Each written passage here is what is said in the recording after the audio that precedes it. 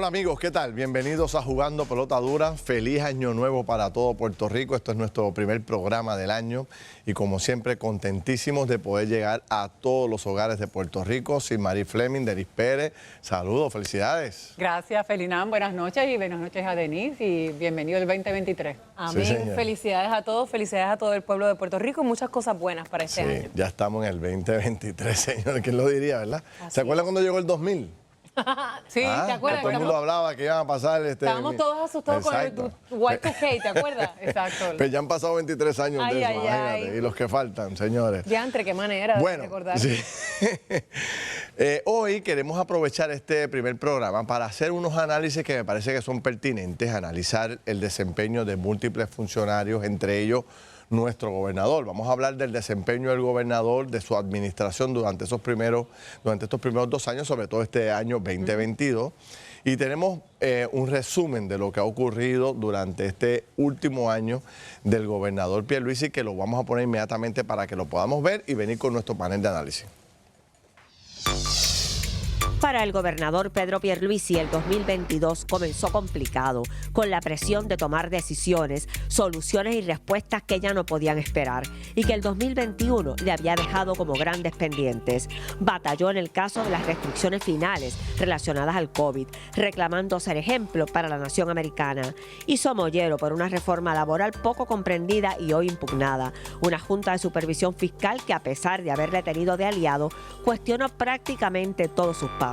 Una amenaza permanente de perder fondos de Medicaid de los que depende la reforma de salud.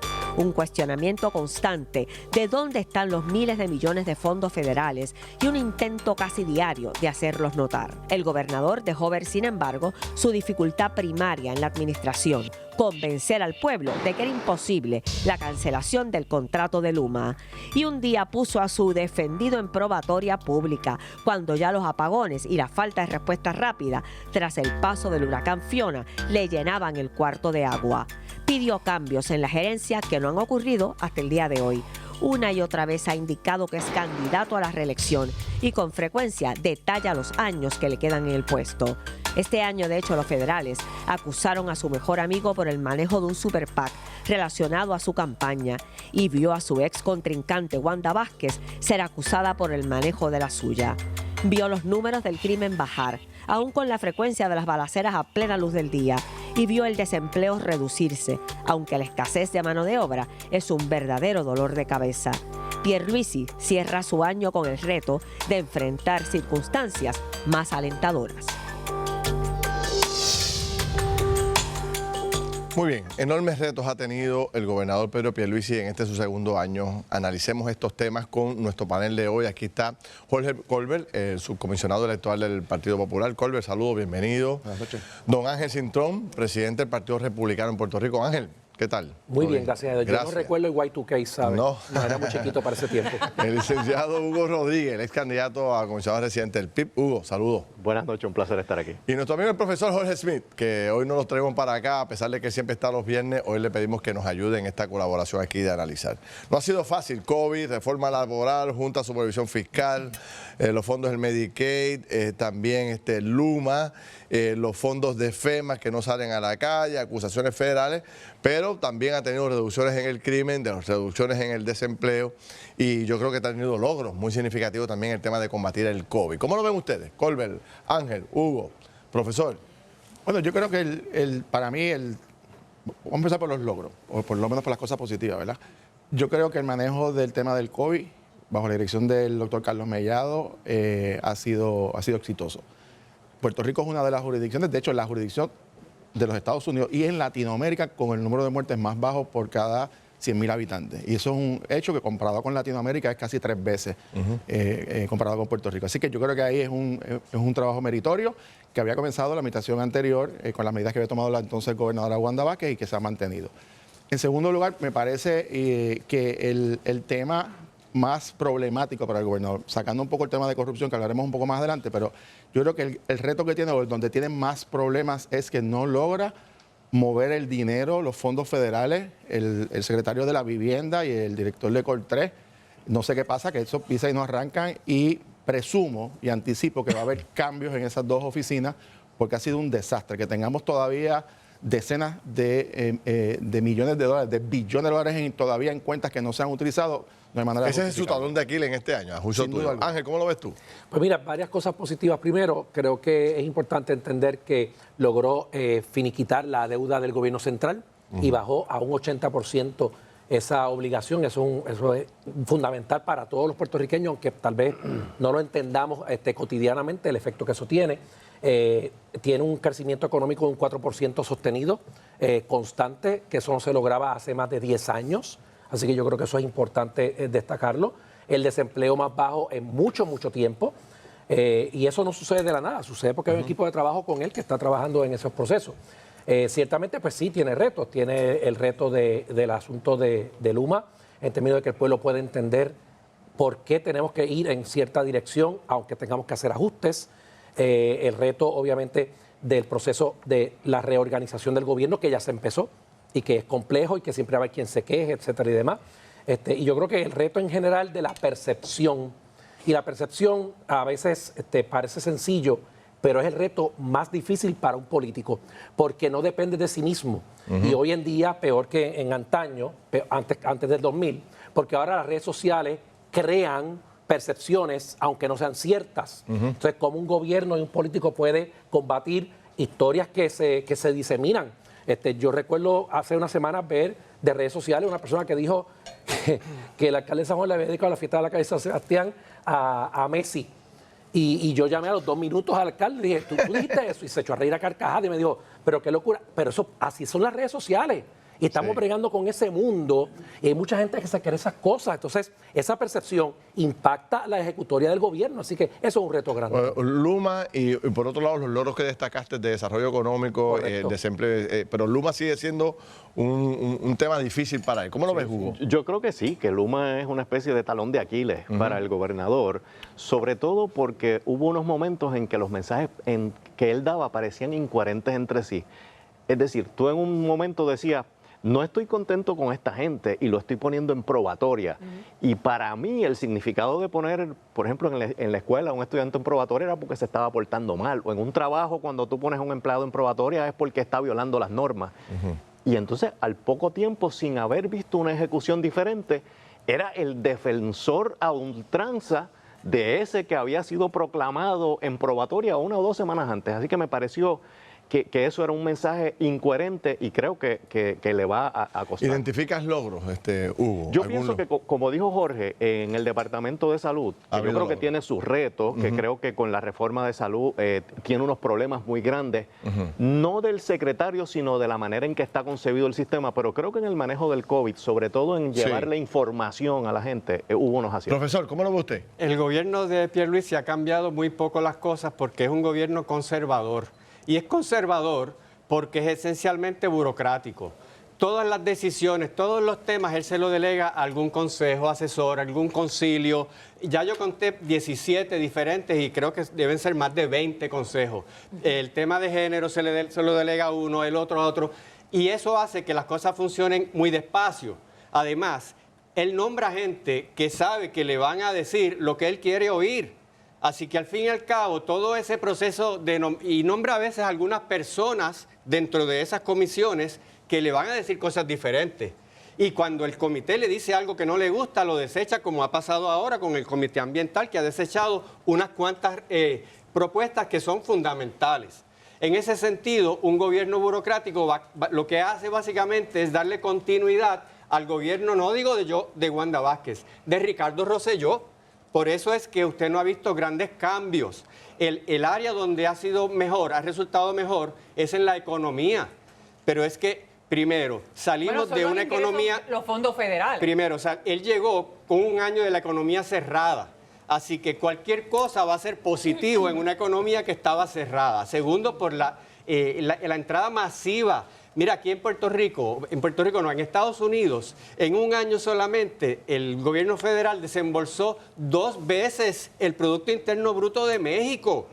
Eso es una cantidad imposible de entender. ¿Cómo no va a aumentar la economía con esa inyección de dinero? Estamos hablando de que la economía está sólida por una inyección de dinero. No está sólida. pero es una inyección de dinero federal. Sí, si temporera. no hubiese ese dinero federal, la economía aquí sería otra cosa. Lo que era antes. Es correcto, así que no Bueno, es que ha pero habido yo, una yo tengo que mejora. hacer una salvedad porque no, yo tengo que hacer una salvedad, Simari, con mucho respeto.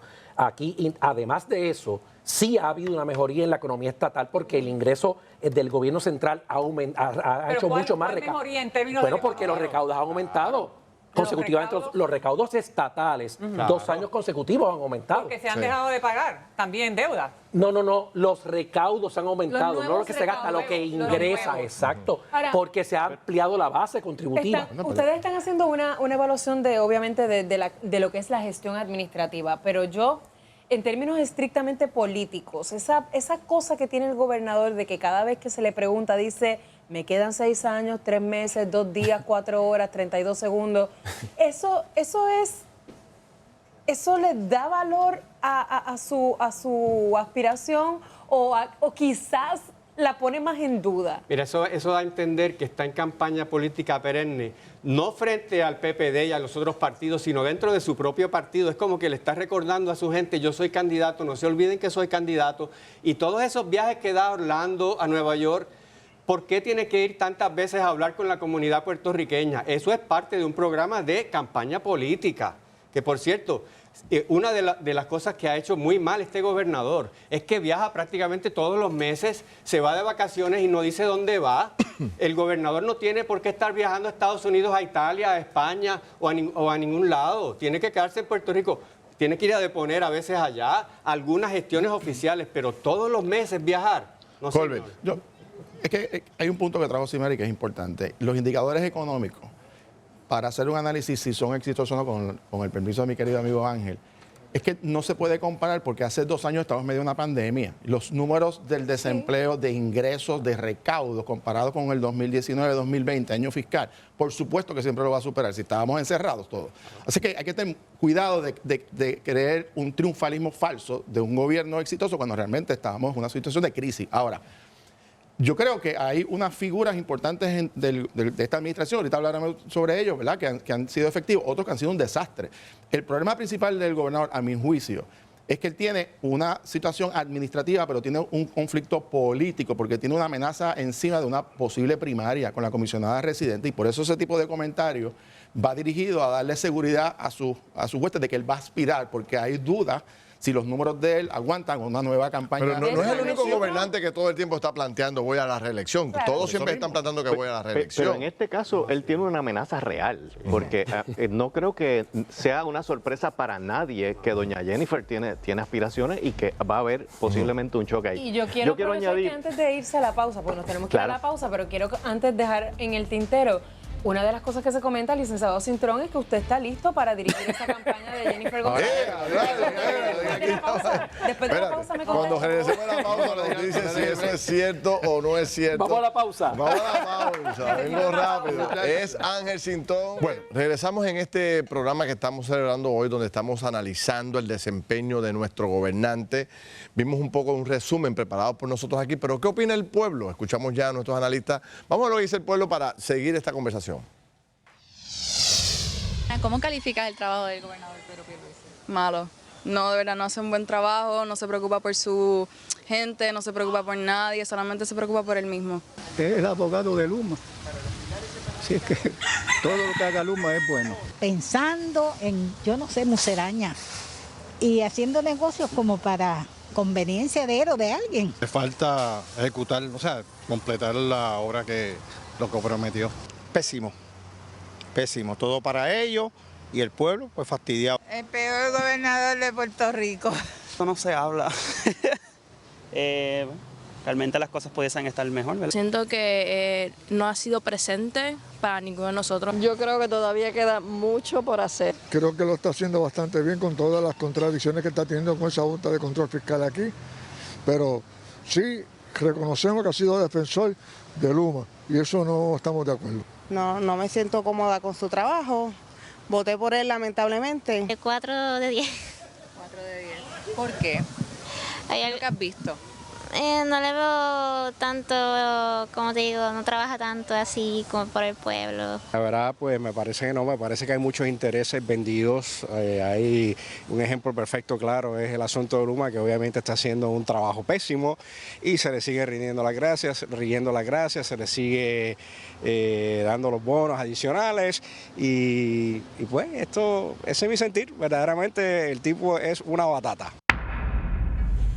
Bueno, fíjate, contundente las expresiones del pueblo, pero el tema de Luma casi presente en todo. ¿Cómo lo analizan ustedes estas expresiones del pueblo? No solamente lo de Luma, sino evidentemente hay un distanciamiento entre el gobernante y la gente. Lo sienten distante. Los jóvenes sobre todo. Sobre todo, lo sienten que no atiende las preocupaciones, las necesidades particulares de la gente. Eso es muy peligroso para una persona que quiere ir a la reelección. Y yo pienso también que el gobernador, aunque es una persona, ¿verdad?, que no es antagónica, pero su imagen de poca firmeza, sobre todo con sus jefes de agencia, empieza a rebotarle. En esa línea, Ángel, ¿no le hará falta al gobernador ser más contundente? Porque la gente como que no lo siente presente. ¿Qué tú le recomendarías? Sí, yo creo que hay una combinación de... Primero, yo creo que esos reportajes validan lo que yo expresé hace un ratito en términos de percepción versus realidad.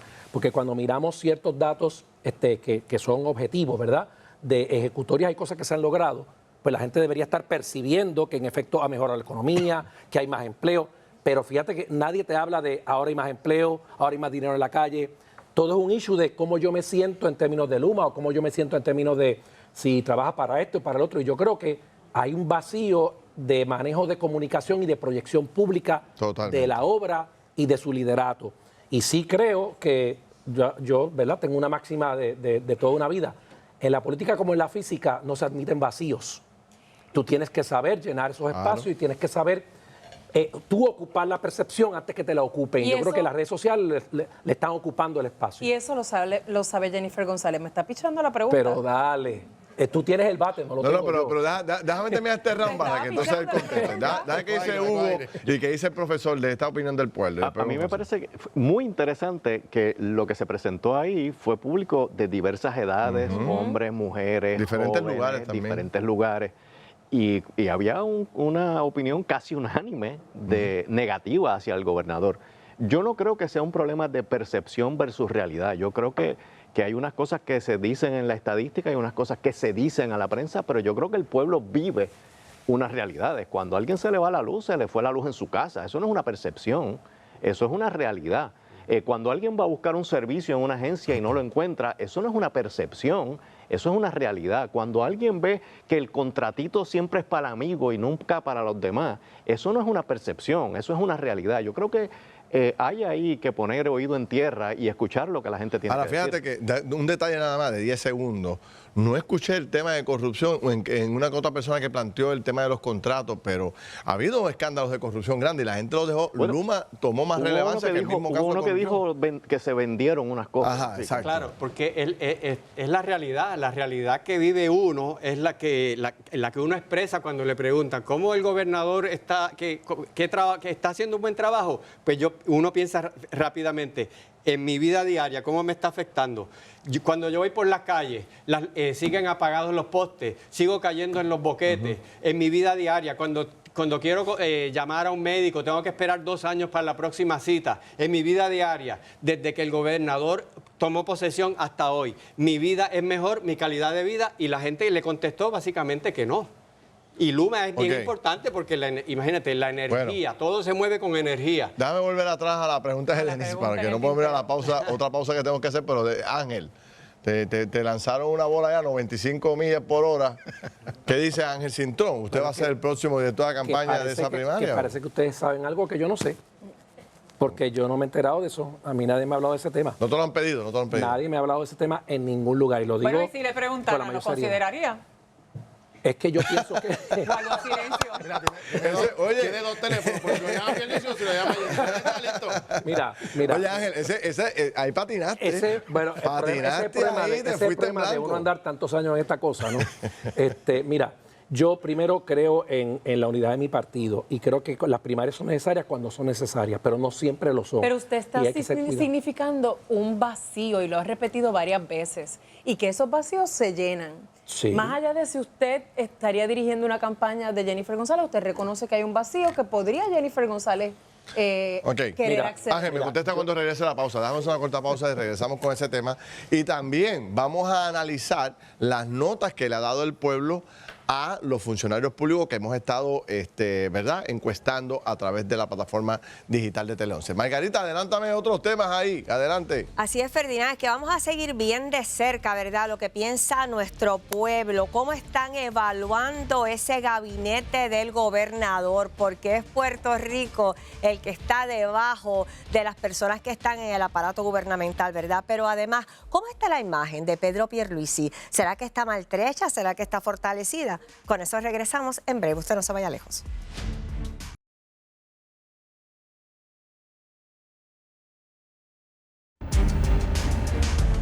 Bueno, vamos a seguir con esta conversación. Vamos a entrar en esta tercera fase, un poco compartiendo con nuestro panel los resultados de los sondeos que hemos hecho de opinión que usted ha estado votando. Los que votan son ustedes. Han votado miles y miles de personas durante 3 viernes corridos. Vamos a empezar con la primera que hicimos, que es donde evaluamos al secretario de Estado, el secretario de Justicia, el secretario de Hacienda y el secretario de Educación. 4 funcionarios de primerísimo orden.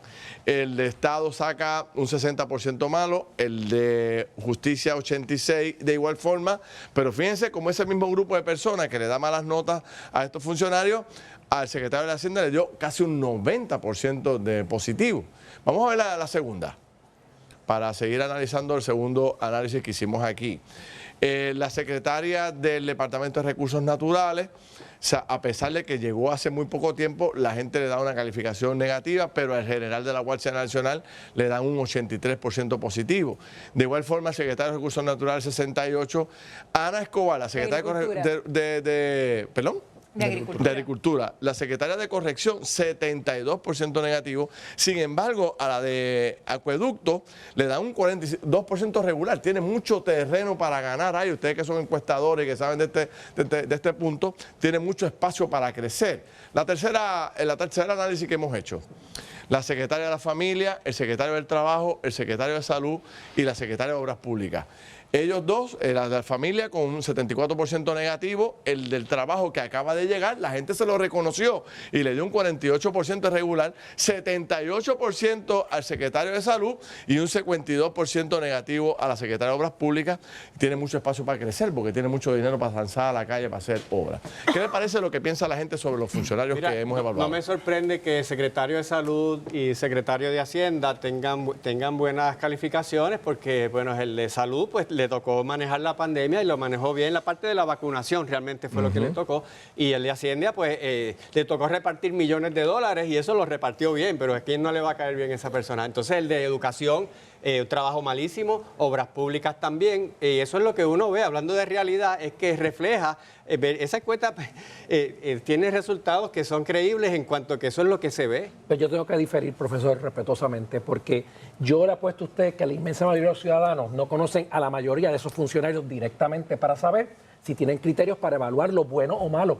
Porque la secretaria de Familia, ¿quién la conoce? La gente que directamente maneja cosas con el departamento. El ciudadano promedio de a pie no la conoce. El ciudadano promedio no conoce al secretario de Estado directamente porque no tiene ejecutoria directa con el pueblo. Es todo que proyección pública. Tienen sus hijos en las escuelas, guían por las carreteras. Miles de personas tienen que manejar con el departamento. Si me permite un momentito, en unos casos sí, pero en otros no. Le estoy diciendo que es un issue de percepción. Yo sé lo que usted quiere decir, pero yo quiero que usted escuche lo que yo quiero decir. Hay una combinación de realidad, pero hay una combinación de percepción, de pura percepción pública. Porque si yo no lo conozco y yo digo que no sirve, ¿en qué yo baso mi criterio para decir que no lo conozco? En esa dirección, en ese planteamiento, en debate, en cosas así. En ese planteamiento, nosotros hemos estado recomendando una ofensiva de parte de estos funcionarios a los medios, hablar, oye, todos tienen que estar haciendo cosas positivas.